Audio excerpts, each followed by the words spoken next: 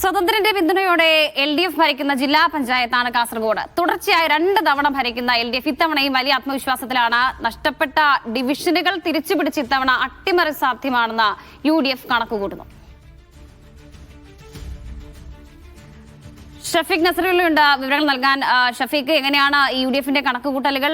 മറ്റ് ഫലങ്ങൾ ഇനി എങ്ങനെയാകും?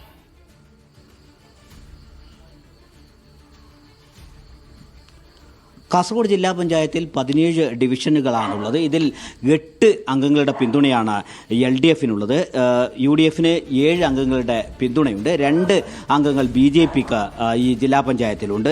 LDFിൽ 8 LDFിലെ അംഗങ്ങളിൽ 4 CPM അംഗങ്ങളും CPIക്ക് 1, കേരള കോൺഗ്രസ് മാണി വിഭാഗത്തിന് 1, LJDക്ക് 1, സ്വതന്ത്രനായി മത്സരിച്ചിരുന്ന ഒരു സ്ഥാനാർത്ഥി ഉൾപ്പെടെ ജയിച്ച് 8 പേരുടെ പിന്തുണയാണ് LDFിന് ജില്ലാ പഞ്ചായത്തിലുള്ളത്.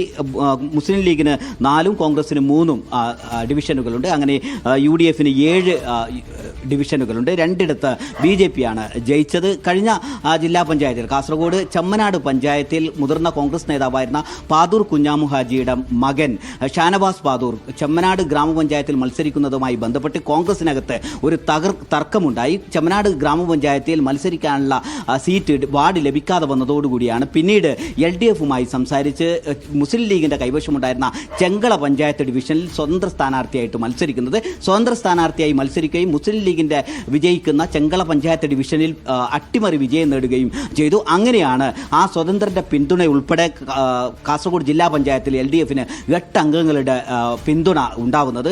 ഈ ഷാനവാസ് പാദൂർ കോൺഗ്രസിന്റെ മുതിർന്ന നേതാവായിരുന്ന പാദൂർ കുഞ്ഞാമു ഹാജിയുടെ മകനെ ജില്ലാ പഞ്ചായത്ത് വൈസ് പ്രസിഡന്റ് ആക്കുകയും അങ്ങനെ കഴിഞ്ഞ 5 വർഷമായി LDFന് ഭരണം ലഭിക്കുകയും ചെയ്തു.